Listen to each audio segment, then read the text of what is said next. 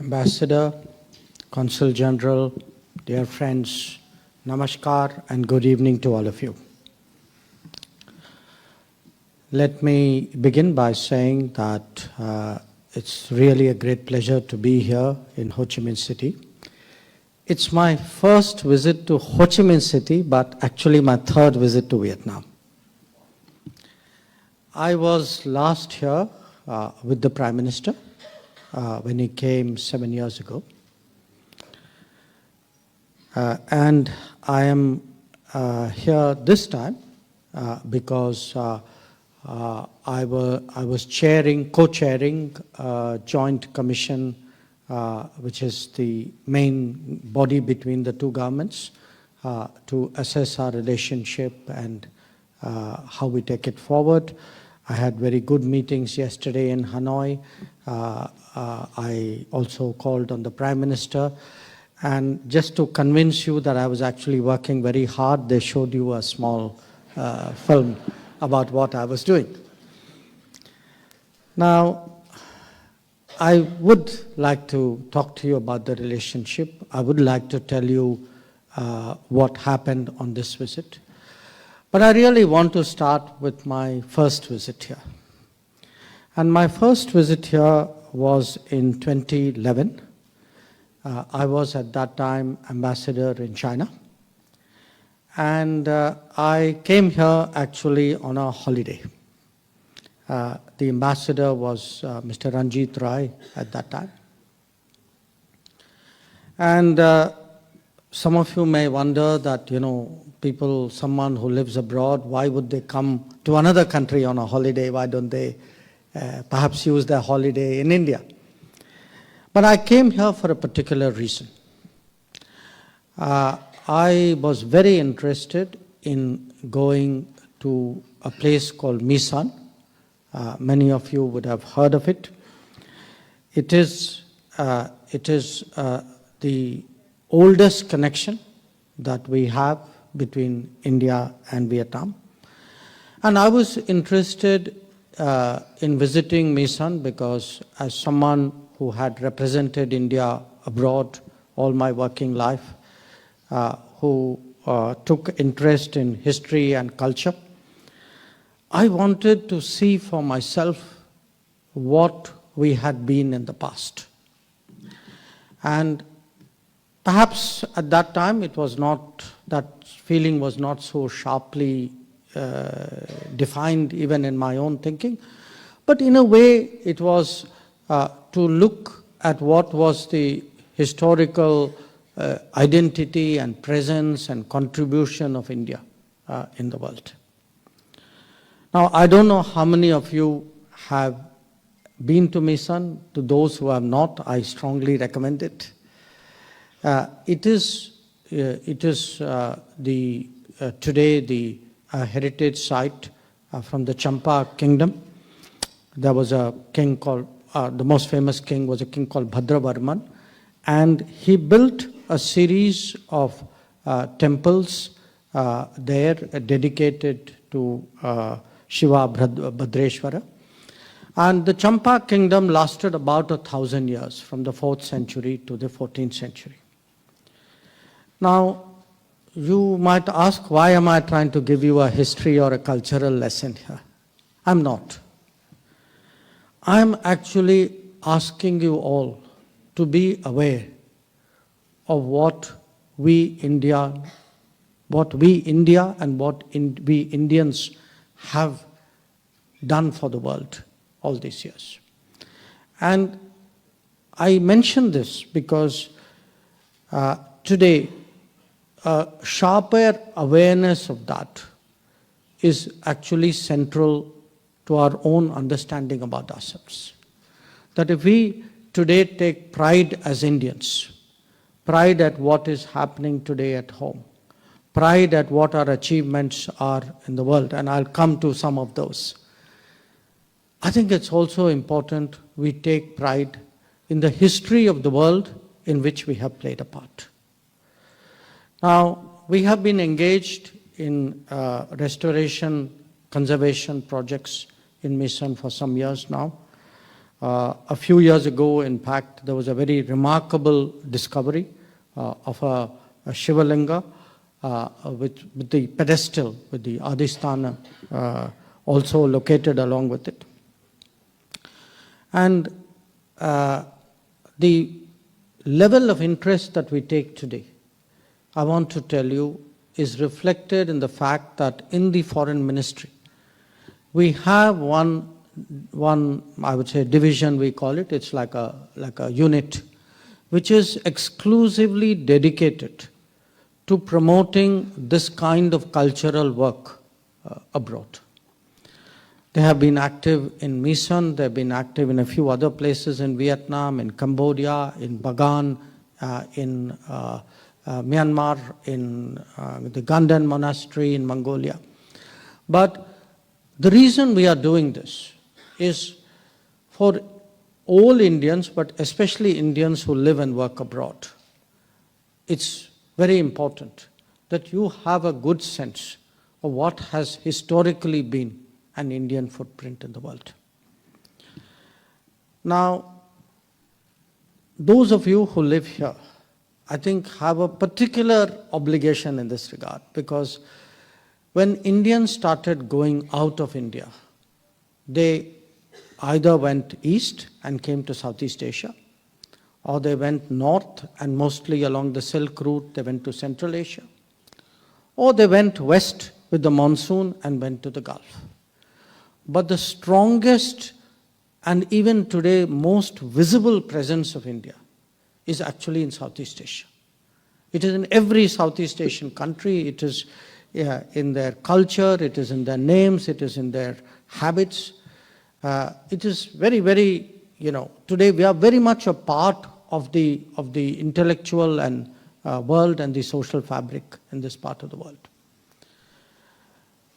Now, the ambassador mentioned that there was a time when, not just in Vietnam, but across Southeast Asia, there were fairly large Indian or Indian origin communities. Sometimes in history, there are ups and downs, people come, people move out. But once again today, the world is very welcoming to India, and Southeast Asia, ASEAN countries particularly so. So the growth today of the Indian community here it's not just people gathering together, people, who have come here as part of a global workplace. In many ways, there is a history to it. There is a cycle which is coming back. Today, as India grows, as India contributes, we are going to see actually more and more Indians across the world. Certainly, Southeast Asia and Vietnam, a place where we have such strong connections, such good relations, would be at the heart of it. Now, let me switch gears and talk a little bit about my current visit. As I mentioned, I had an opportunity to meet Prime Minister Chin, hold talks with Foreign Minister Son, met people in the party leadership in Hanoi. And if one looks at the state of our relations today, our trade today is about $15 billion. We are, India and Vietnam, we are probably the two fastest growing economies in Asia, actually fastest growing economies, probably in the world. There might be some smaller ones which are an exception. And there's no question today, given the economic energy and today the optimism, which all of you know better than me because you live here and you have a first-hand sense today of the business atmosphere, of the economic outlook out here, and I can certainly vouch for it back in India. It's very clear to us that this $15 billion trade can grow and grow very fast, and what we have to do is to set very ambitious targets and to clear a pathway for those targets to be realized, and a large part of what we did was to address ourselves to that. A second set of issues for every country, defense and security is very important. We have long been reliable partners of Vietnam. In the past, we have supplied equipment, we have done training, we have helped, even now we have teams who contribute to capacity building in this country. So how do we take that forward? That was the second cluster of issues. There are a number of other areas. Energy is again is a subject, a domain where we've long to work with Vietnam. Our companies have been drilling here for many decades now. So the sum total of really my visit in Hanoi was really about how do we today as two governments, two countries, two societies, broaden out our relationship, look for ways of accelerating our cooperation. And, you know, you can actually see year on year this improvement. Some of it can be in the kind of trade numbers I gave you. Some of it might be more directly relevant to you, like the number of flights between India and Vietnam, how many points it touches. I see that the number of tourists are also growing. In fact, today, when I took a little time off and went to the museum, in fact, I bumped into a whole lot of Indian tourists who are here and who are heading on from here to Hanoi. So there's no question today that in many ways our relationship is a good fit. There's a lot that we can do. But at the end of the day, when we speak about cooperation, cooperation is done by people, and you are the people. And one thing I must say, whether it was the Prime Minister himself and the leadership in Hanoi, or the party secretary who I met this morning, they had the warmest words for all of you. And, you know, whether it was the professionals who are working here, the business people who are here, the sense was really that Indian community was an asset to Vietnam. And as Vietnam globalizes, there was a very clear message. Look, we are very happy to see the community grow. And I can tell you, nothing can make a visiting foreign minister happier than to hear good words about his community.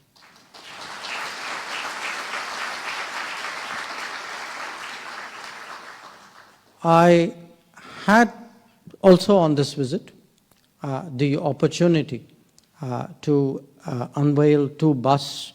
One you saw in the short clip, which was of Gurudev Rabindranath Tagore, which was in Bucknell yesterday.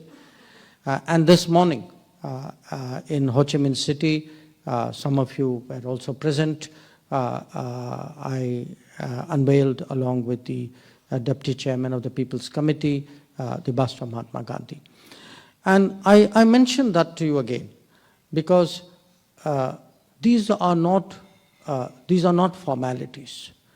When any country, any city decides that they would put up the statue of a foreign leader, you know, a lot of thought goes into it.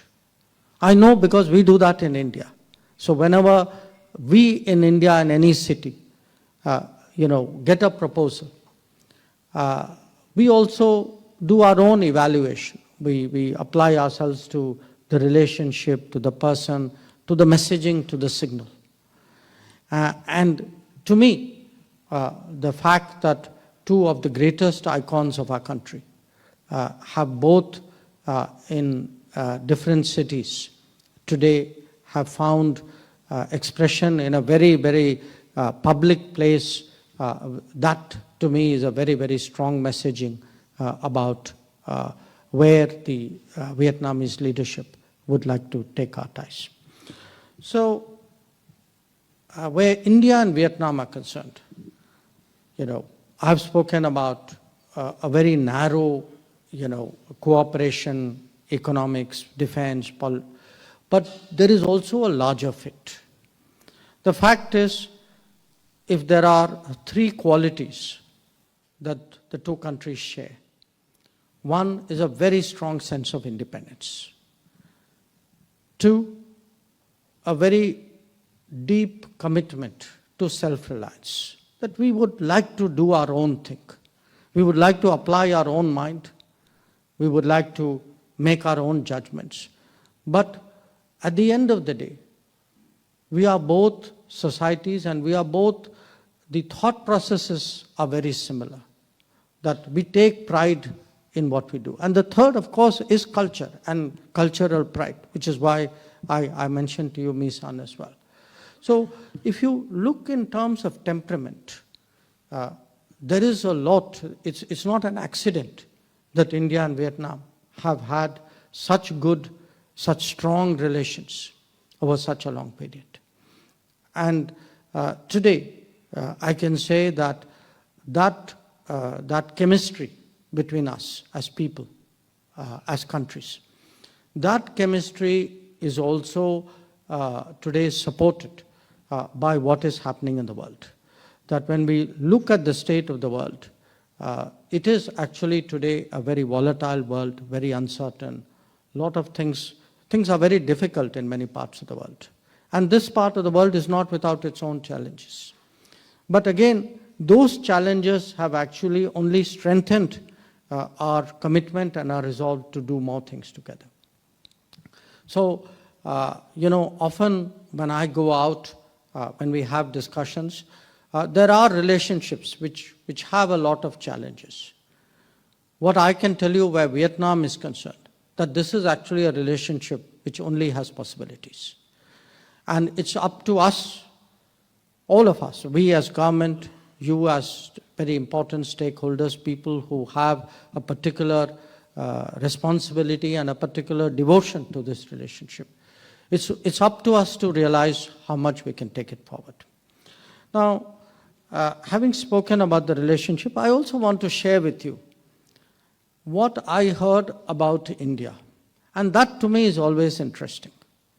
Because, in any country, but I think it is perhaps even more so in India, we are very absorbed on our issues. We are very absorbed in our own world.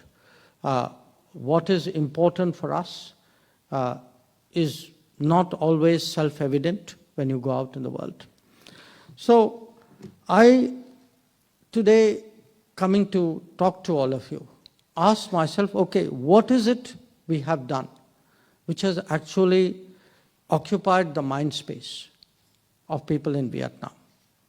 And I refer here to the conversations I had with the Prime Minister, with the Foreign Minister, with other officials, both in Ho Chi Minh as well, a city, as well as in Hanoi. Perhaps the one issue which everybody spoke about in some form was the Chandrayaan success. And I'm sure none of you are surprised by it. That for people, and I myself expected it, because I saw the impact of Chandrayaan in other parts of the world. In fact, we were abroad. I was out with the Prime Minister in South Africa when the landing actually took place. But the impact which Chandrayaan has made, and to some extent the Aditya has also done, but the impact which Chandrayaan has made in the minds of other countries is actually immense. That for them, that really separates out India. It is a testimony of our capability and of our technology, of our management ability. And I can tell you, in terms of branding and reputation, it has actually had an enormous impact in global thinking. The second, and this was personally pleasing to me, was the G20. That again, there was a lot of appreciation of the G20, and there was a sense really that, in a very divided world, a world where the Ukraine conflict has polarized the Western world and the East, you can say, or there are big developmental issues between the North, global North, the developed countries and the developing countries. Somehow it took an India it took an India to find the middle ground. That in a way, the implication was, it was really the good fortune of the international community that at that time, this responsibility of the G20 vested with India, and it was the leadership of the Prime Minister and the stature, the reputation of India, which was able to actually forge this middle ground. We, of course, always in diplomacy, naturally for us, the main business are the problems and issues of the world. And again, when people look at that, it could be, our stand on the Ukraine conflict. Definitely, there is a sense, certainly in Vietnam, but I can tell you in a lot of other countries as well, that we said a lot of things which were in the minds of other people. Not everybody could say it.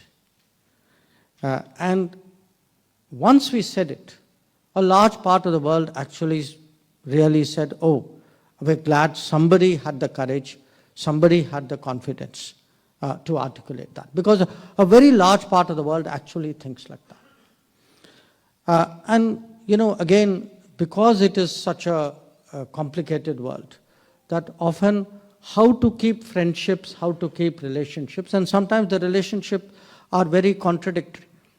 We have today, for example, a group, there's a group called BRICS. It has members like Russia and China. And then we have a group like Quad, which has members like United States and Japan. But it takes again an India. It takes an India to actually bridge the divide and manage that.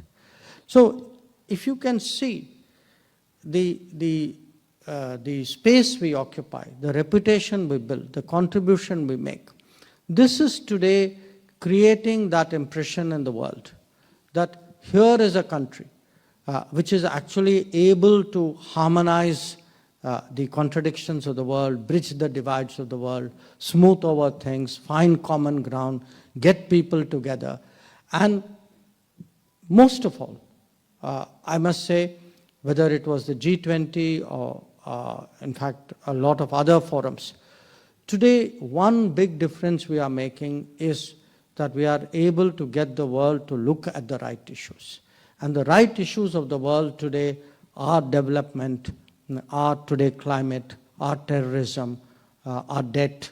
So the rest of the world today is looking very much towards India to articulate a lot of these positions. As I said, once you start articulating, there is a natural tendency, to join and support and sometimes even take it forward. So the overall picture which I want to present to you today is actually of an India, very strongly committed here to a relationship with Vietnam. Very much today, I would say, a player and influence in the world. But, what we do in the world ultimately depends on what happens at home. That a good foreign policy finally flows from a strong domestic policy. And the change that has happened in India in the last decade, that is really actually what has made a difference. Now, there are many ways by which people describe it. I can only say that if I were to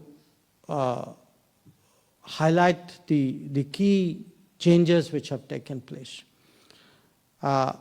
One, today we have actually ensured a model of governance using digital tools, where the dream that no one will be left behind is actually becoming a reality. That if you go around in India and you see today the ability of the government to meet the needs of the people,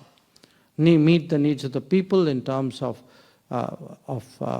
finance, in terms of food, in terms of housing, in terms of electricity, in terms of water, what were dreams for people, today have become, in a sense, basic expectations.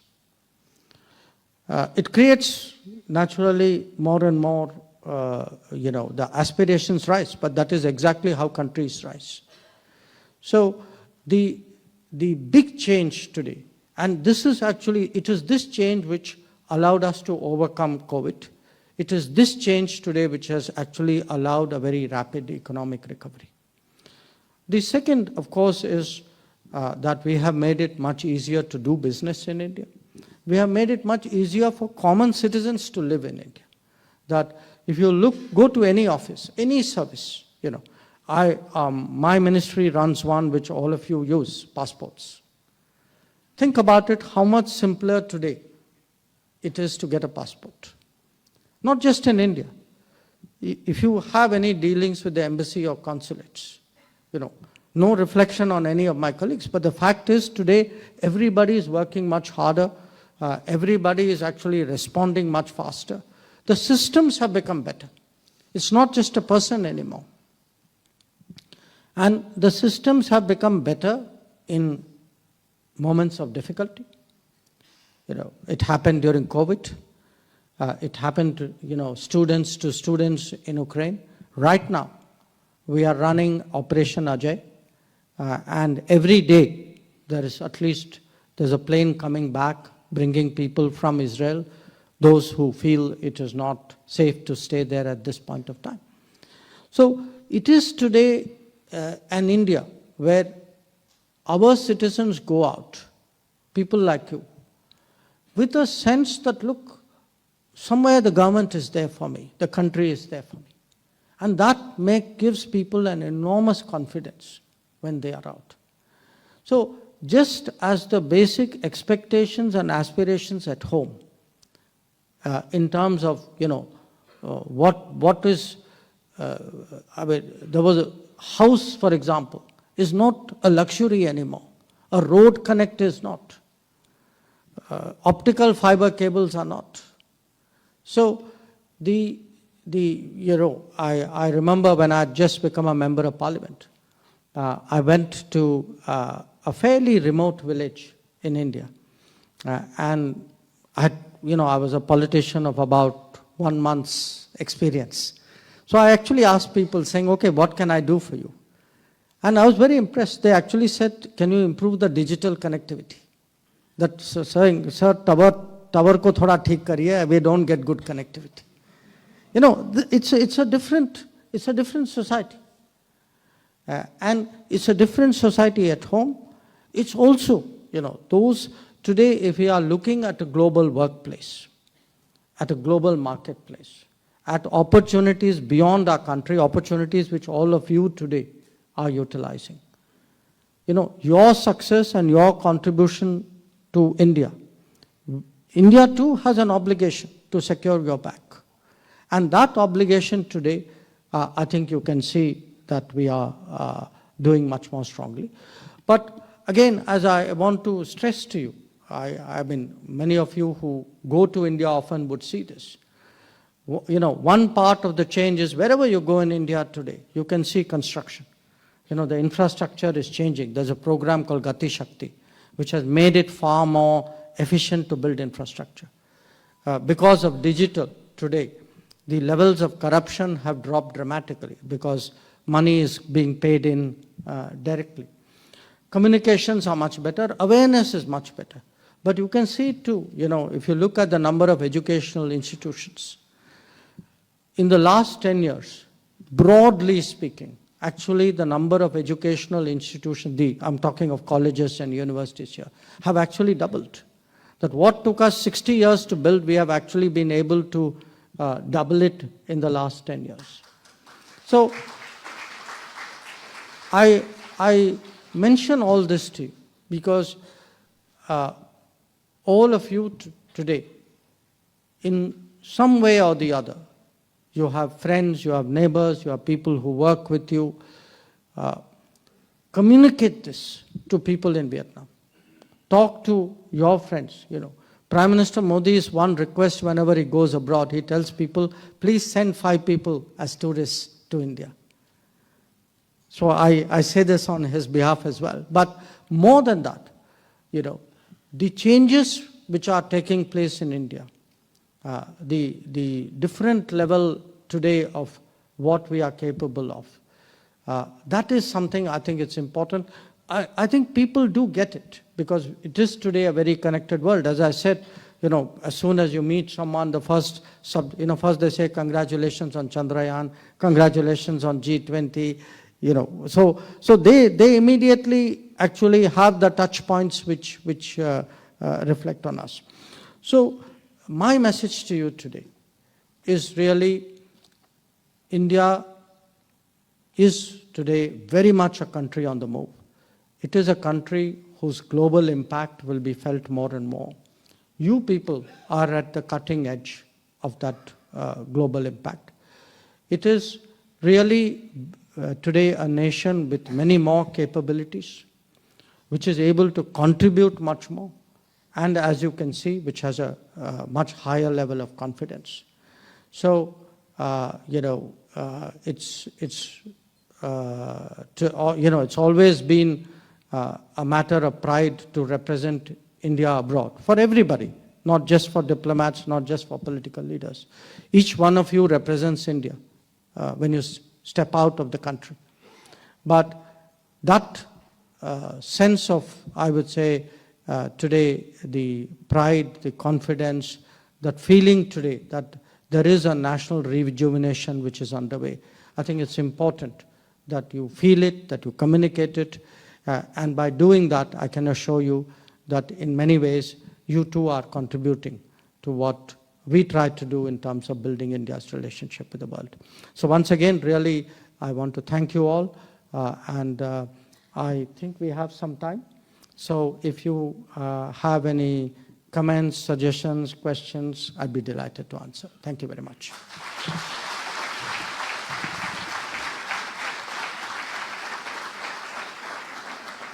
Thank you so much, sir.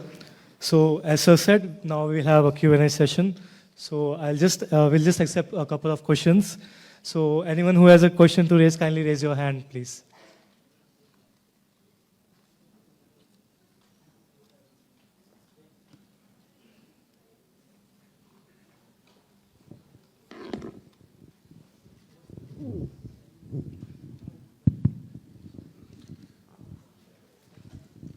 Honorable Minister, first of all, we welcome you to Vietnam and especially to Ho Chi Minh City. My name is Himanshu Shekhar. I work for an American multinational Whirlpool, which also has presence in India. You talked about multipolar world where each stakeholder has their own interests, and India is the one which is one of the leading countries which is playing a harmonizing role. So my question basically taps on your vast experience in terms of what are the three things that that one should, not as a country but as a professional, should keep in mind, which will help bring different stakeholders with different objectives on the table so that we can drive the constructive discussion and collaboration forward. Thank you, sir. Maybe I'll take three questions. So we can have a couple of more questions, please. I see a hand. So I see one in the back.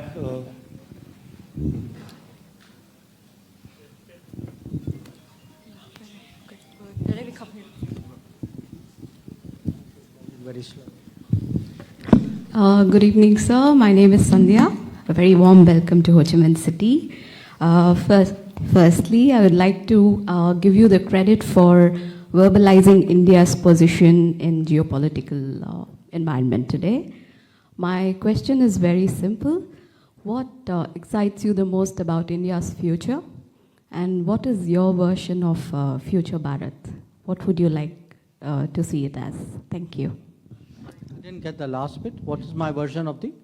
Future of India. Okay, future sure. Bharat. Sure. Future Thank you. Bharat. Right. One more question, please.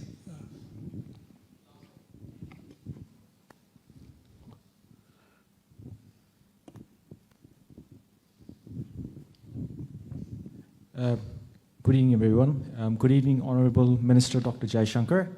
My name is Subhajit, and I'm working as a professional here in Ho Chi Minh City. I have a very interesting question, actually. In terms of representing India, as you could say, like many diplomats, in our own way, what is the most important way that we can, leverage India's position right now in terms of developing further relations with our other counterparts from the Vietnamese diaspora, or maybe from other countries as well? How do you think we can leverage this to our, well, not our advantage, but to ensure our position remains on a high pedestal, and taking it further to develop relations further with other people as well? Sure. Thank you. Thank you, and I must say I'm very pleased with the questions, because in a way it allows me to say a few more things which I haven't said. Your first question about if there were three things, how do you, in a sense, harmonize, or how do you mediate, how do you manage? As Indians, I would say we bring a long view to the table, that as a country, as a society which with a long history, with a tradition, with a culture, it's important really to have the patience and the I would say the ability to see beyond the immediate. That would be, to me, one. The second would be to, which is in a sense you would say very obvious, is to be able to put yourself in the shoes of the other party.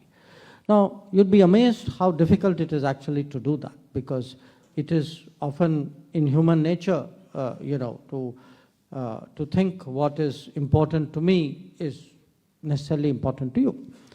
So that brings me to the third, which is what makes us different. And I would say, and I say this really not theoretically, but as someone who spent most of my life in other countries or dealing with other people, we have a certain, I would say, a pluralism, a willingness to appreciate diversity and nuances in a way in which very few societies do. If you look at much of the world, what happens when you have a nation? People say a nation means usually there has to be uniformity in a nation. Most nations have a single faith, a single language. They try to be as standardized as possible. Actually, if you look at the beauty of India, it is our willingness to go beyond that. And it's not something which is new. People often say, they say unity in diversity, we have a constitution which, it's far deeper than that. It's actually somewhere in our genes, it's in our DNA, it's in our blood.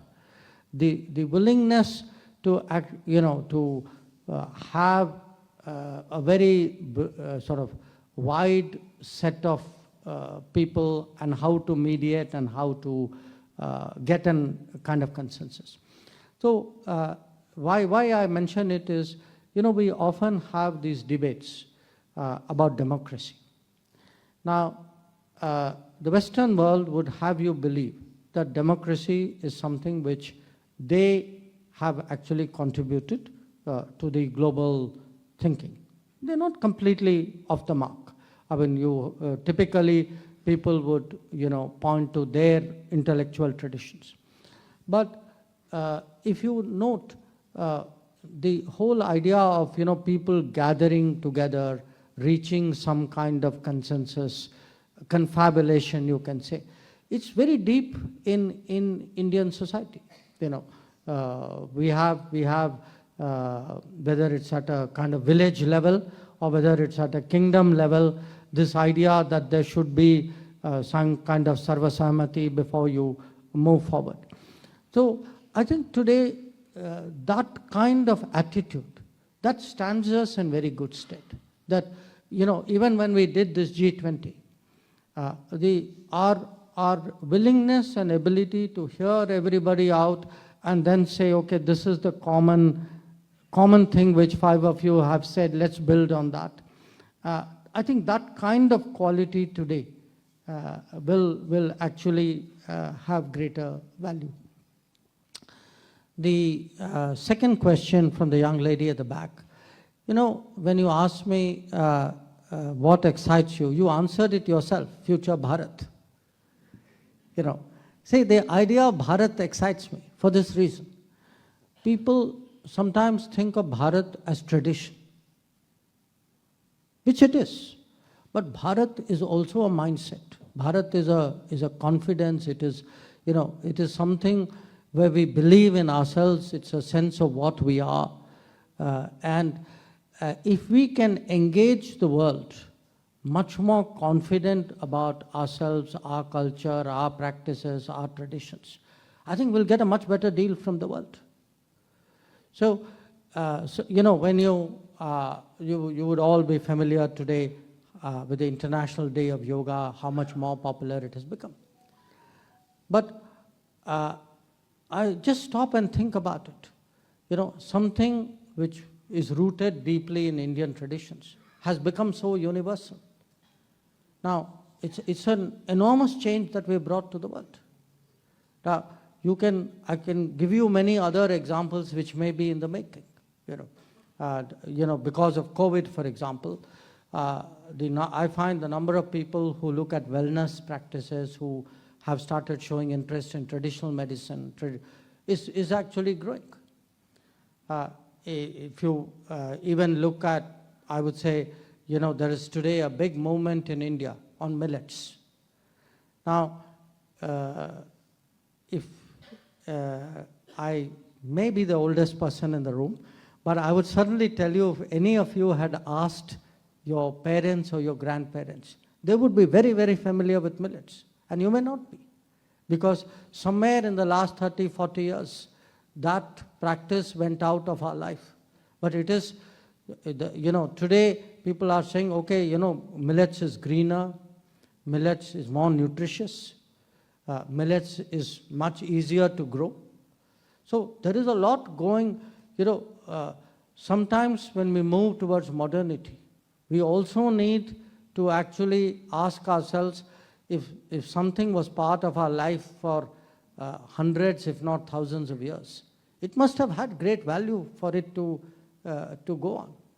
So when I look at you know, you asked me, in a sense, what is the future? You know, one part of it is the tradition. One part of it is the technology. And I think it takes us, you know, it takes a society like India to be able to fuse tradition and technology and be equally comfortable with both. That's really, you know, that is really what will actually give us our standing in the world. That people people already, you know, today, after all, I mean, in a sense, I'm coming to the last question, leveraging. You know, I was living in Japan in 1999 was turning into 2000. And some of you would remember Y2K. Okay, and we saved the world by preventing Y2K, by all becoming techies. So what happened on the 1st of January? Wherever you went in the world, people thought, okay, you know, Indians are techies.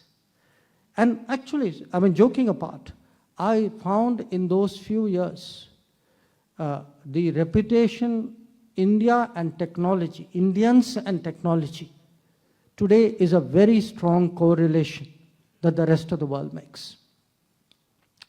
So, but if Indians, you know, the world makes a correlation with technology, but the world also says, okay, you know, these are the people, you know, these are the yoga guys, these are the people who are good at wellness, they live good lives, and they also have that, you know, the progressive, the modernistic thinking. That eventually is, in a way, where we want to be positioned. So when you ask me, you know, what is it we can leverage? You know, how do you leverage India? I mean, it's both ways. The country's collective reputation, the branding that we have, That is something actually even unconsciously you leverage. You know, I'm sure wherever you work, your others around you would have some impression of you even without knowing you personally. That's our collective image, which you actually have already leveraged. And what we leverage is actually all of you. That your good work, your reputation, as I said, you know, when the party secretary actually told me, he asked Ambassador how many Indians are there, we said 5,000. He said, you know, but I really would be very happy if the numbers grow. For me, his view of India is actually derived from all of you. So, you know, to one of the big differences, I would say, to me in the last 10 years has been that under Prime Minister Modi, the importance, the contribution, the value of the diaspora, that has been recognized, that has been given its full due. And we see, all of you, you know, people use the word living bridge. You are all the living bridge to the rest of the world. And that's, in a way, that's again part of the what excites me question, because I'm very sure, you know, if you look at the next 10 to 20 years, there's going to be an enormous demand for talent and skills in the world. Where there is a demand, the people are less. There is a huge opportunity here, a global opportunity today actually for India.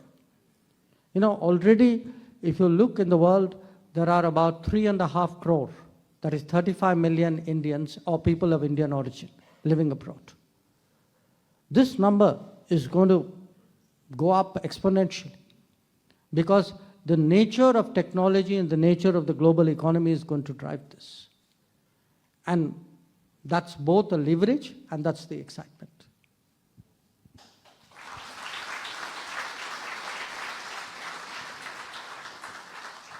I can take one more. One more? Okay. I'll take. Okay, thank you, sir. So now I would like to welcome His Excellency Dr. Madan Mohan Sethi. Sorry, you didn't hear me. I said I'll take one more round. Yeah, sorry. Okay. My apologies. Yeah. Okay, so we will have one more round. So please, kindly, who wants to raise a question? So, here, one more. Hello, my name is Sasi Singhania. We talk about in G20, one earth, one family and one future. Right now is so many conflict in between the so many countries. What is our future for we talking about the Indian government in the respect of the so many countries? Sure. Okay. Okay, so Next. this one in the middle, a gentleman in the middle. You have Hello, to sir. grab the mic from him. Yeah. Good evening. My name is Subbaramu. I work for Bosch here. My question is as this. Whenever we go to any other country, we have an ambassador who represents the country. But there are many Indians who are living in the country, and we can also be a kind of an ambassador by our own. So what is your message to all of us? So one last question, please. Okay, gentleman on the left.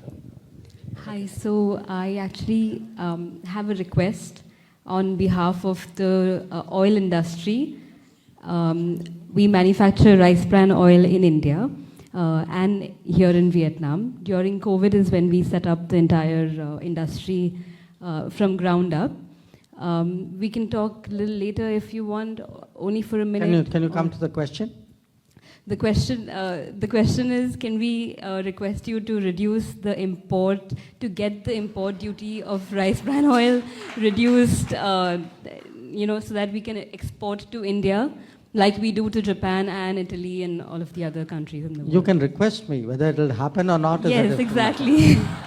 So let me take a few questions from this side. Okay, Yeah. so yes.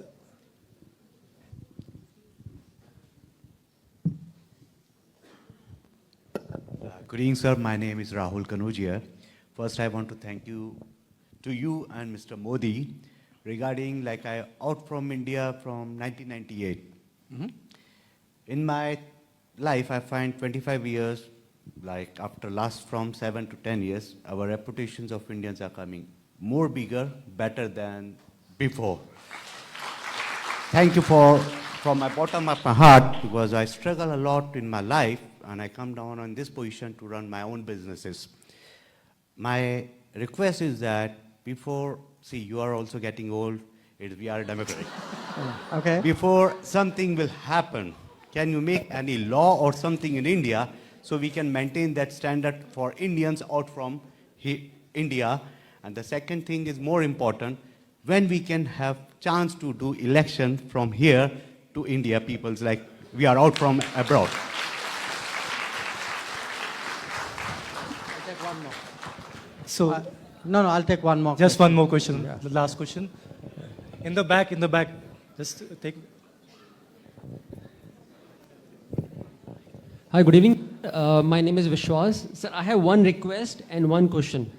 The request that I've read a book of yours, The India Way, which I'm having right now. So if you can sign the book, it'll be very helpful for me and also great. It's easier than her request. Yeah. Go ahead. Okay, and the question is that, sir, because as we all know that the world is full of turmoil with a lot of issues and all. So you being a head of the foreign ministry, what is the biggest challenge which you normally face in your daily schedule in terms of the global scenario? Because as I can foresee that there's not going to be a peaceful world in the near future for sure. Sure. The first request. No, that I'll do. Don't worry. Thank you, sir. So let me start with the question. Look, why did we select One Earth, One Family, One Future? Two reasons. I spoke about India taking the long view, India connecting with the rest of the world. What had happened with the G20? G20 was meant to promote global growth and global development. But G20 got very engrossed by the conflict which was taking place in Ukraine. Now, we wanted to get everybody thinking again, saying, look, there are very big issues. There's the future of the planet. People talk about climate change, but nobody's funding climate change. People speak about sustainable development and say, everybody should have clean water, nutrition, health, but where's the money for it? We today have seen in India what a miracle digital can do, but not every country has that ability. So how do you actually take those experiences and share it with other people? So what we wanted to do with the One Earth, One Family, One Future is to persuade those other 19 countries and also the guest countries who were there, saying, look, there are really crucial issues today, let's focus on that. We are not saying, we understand Ukraine is important, it has consequences, but our job as G20 is really to focus on those issues. That's why we picked that. And I think it was also helpful because it is very much part of the Indian tradition. That's why first we said Vasudhaiva Kutumbakam, and then we gave it this particular version, you can say, of Vasudhaiva Kutumbakam. The second question, there are people, Indians who live abroad, what role can they play? Yeah, I worked when I was a diplomat in 8 embassies. I was ambassador in 4. And I can tell you, in every country I went to, there was somebody out there, some member of the Indian community, sometimes more than one, who knew so many people who could open so many doors, who could do so much, who would step forward. To me, as I said, the diaspora has always been a pillar of strength. What is important is actually for the Indian, you can say the Indian system, the Indian government, to understand and appreciate it. For us, a pillar of strength is a pillar of strength when it is valued, and we also strengthen that pillar. So, to me, a strong relationship between the community leadership, and the embassy or the government, it actually helps both of us. Because even in Vietnam, if the Vietnamese government sees that the Indian government gives a lot of respect to community organizations, it strengthens all of you. So I'm a very, very strong believer, a practitioner. Actually, to me, in different, if I can actually say when I was in the US, when we were doing the nuclear deal, or when I was in Japan, and we had some problems at the time of our nuclear test in 1998. Actually, it was in many ways the community leaders who would, when doors were shut to us by political people, community leaders would find a way around, because they had connections with politicians and with local society, to which they could not say no to them. So I think it's a very valid point you made, and I can certainly